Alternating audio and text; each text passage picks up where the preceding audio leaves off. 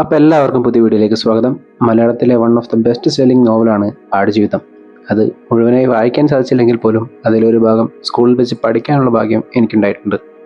അതുകൊണ്ട് തന്നെ മലയാളത്തിൽ അതുല്യ സംവിധായകനായ ബ്ലെസ്സിയും മലയാളികൾക്ക് എന്നും പുതുമകൾ മാത്രം സമ്മാനിച്ചിട്ടുള്ള പൃഥ്വിരാജ് സുകുമാരനും കൂടി ആടുജീവിതം എന്ന നോവൽ സിനിമയാക്കുന്നുവെന്ന് കേട്ടപ്പോൾ ഉണ്ടായ എക്സൈറ്റ്മെൻറ്റ് ഇപ്പോൾ ആ സിനിമ കണ്ടു കഴിഞ്ഞ് വന്നപ്പോഴും എനിക്ക് മാറിയിട്ടില്ല എന്ന് വേണം പറയാൻ.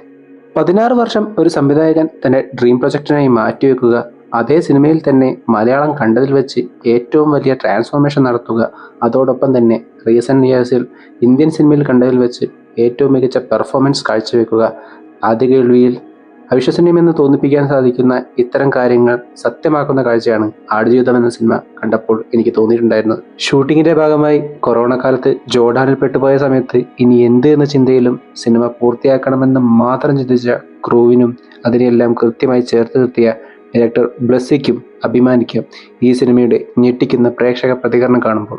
ഇന്ത്യൻ സിനിമയിലെ തന്നെ മികച്ച ടെക്നീഷ്യൻസ് ആണ് ആടുജീവിതം സിനിമയുടെ ഭാഗമായിട്ടുണ്ടായിരുന്നത്.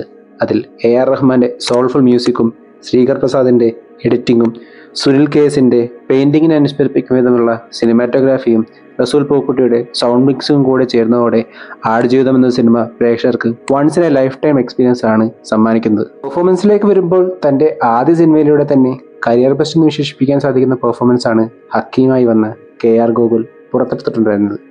അതിജീവനത്തിലെ ഭീതിയും ഭീകരതയും വളരെ ഇൻറ്റൻസ് ആയി തന്നെ കാണിക്കുവാൻ അദ്ദേഹത്തിന്റെ പെർഫോമൻസിലൂടെ സാധിച്ചു എന്ന് വേണം പറയാൻ.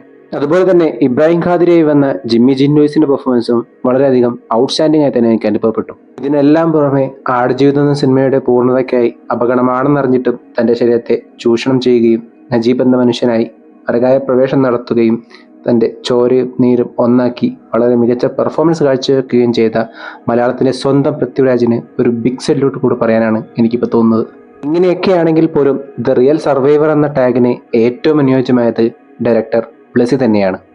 ഇപ്പോഴും ജീവിച്ചിരിക്കുന്ന നജീബ് മുഹമ്മദ് എന്ന മനുഷ്യന്റെ ജീവിതകഥ, അതും മലയാളത്തിൽ ഏറ്റവും കൂടുതൽ പോപ്പുലറായ നോവലിന്റെ അഡാപ്റ്റേഷനും, ഇതിനെല്ലാം പുറമെ ഒന്ന് പാളിയാൽ ഏറ്റവും കൂടുതൽ വിമർശനങ്ങൾ നേരിടേണ്ടി വരുന്ന ജോണറും, ഇതിനെല്ലാം കാറ്റിൽ പറത്തിക്കൊണ്ടാണ് ബ്ലെസ്സി എന്ന സംവിധായകൻ ആടുജീവിതം എന്ന മൂവി മലയാളികൾക്ക് പീക്ക് ലെവൽ തിയേറ്റർ എക്സ്പീരിയൻസിലൂടെ സമ്മാനിച്ചിട്ടുള്ളത്.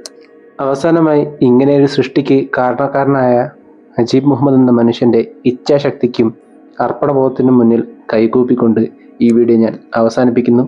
വീഡിയോ ഇഷ്ടപ്പെട്ടാൽ ചാനൽ സബ്സ്ക്രൈബ് ചെയ്യുക. അപ്പോൾ മറ്റൊരു വീഡിയോയുമായി വീണ്ടും കാണും വരെ ഗുഡ് ബൈ.